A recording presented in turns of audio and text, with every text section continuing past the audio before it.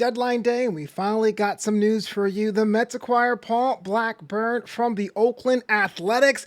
We're going to break it all down momentarily. What's going on, everybody? My name is Flobo Boyce. You are locked in to Mets Digest, your one-stop shop for Mets content all around the world, especially on deadline day. But you know what? We're trying to build a community. Do us a favor, hit that subscribe button. It means the world to us because we want to make sure that when you see new content from us, it's the first thing on your feed. But look, I am just bearing the lead at this point. We are thinking about what was going to happen. We're just asking questions. Yo, Stearns, you sleeping, bro? But we finally have a little bit of what our back end rotation looks like. Paul Blackburn from the Oakland, well, I guess I have to say Athletics now, right? From the Athletics is making his way over to Queens. It's just announced moments ago from multiple reports, and I can understand a little bit of hesitation. I can understand a little bit of trepidation. A lot of fans are kind of looking for a big name like a Screwball, or they wanted a Skeens at some point. I've shown some things on Reddit,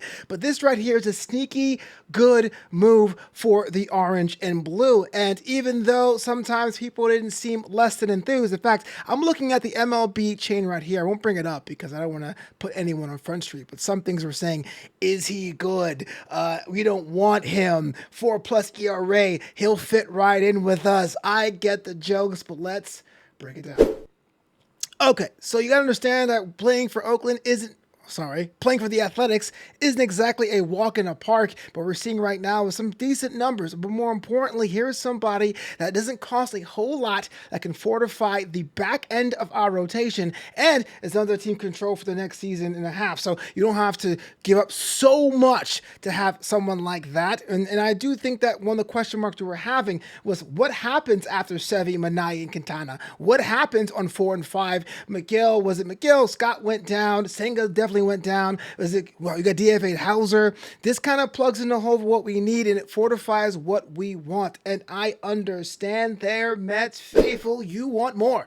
You want 25 pitches. You want a whole army of guys, but this here can be really much a sign that David Stearns is doing two things. One, he's willing to build all holes equally, meaning to fill in all holes equally, meaning to plug in what we need, definitely in the back end, definitely some bullpen help. We talked about what it means for the back half of the season. We're seeing that there's other people in play, like Buto, for example, was still being stretched out as of this week to make sure if they have to put him in the rotation, that he can do that. But a guy like Mike Brown, a former All-Star in 2022, you can't forget about that. That is the kind of experience you would need for high pressure and high leverage situations. And I think that's what you're going to need if you're going to a postseason, right? I'm just being a little bit facetious there. Of course, you need some kind of ice in the veins, a little bit of steel reserve to make sure you are good to go. But yes, a lot of things to like from this. It's not exactly a sexy move. It's not something that's going to change the world. But to get something, you're going to have to give something. As you see, exchange for Blackburn, the Mets are sending 22-year-old right-handed pitcher Kade Morris to the A's. Morris, whom the Mets drafted in the third round of the 2023 MLB draft, was just the number 24 ranked prospects of John DeMayo of SNY's most recent Mets top 30 list. He had been pitching for high A Brooklyn, which is actually my local minor league town, even though I live in Los Angeles. My family's still out in Brooklyn, so I claim the Cyclones. So yes, we do give up something for that. But here's the most important thing about this actual exchange between Kade and Paul. It isn't the farm. I know there were rumors swirling about the value of the high ticket prospects we got in last year's trades with the Scherzer and Verlander.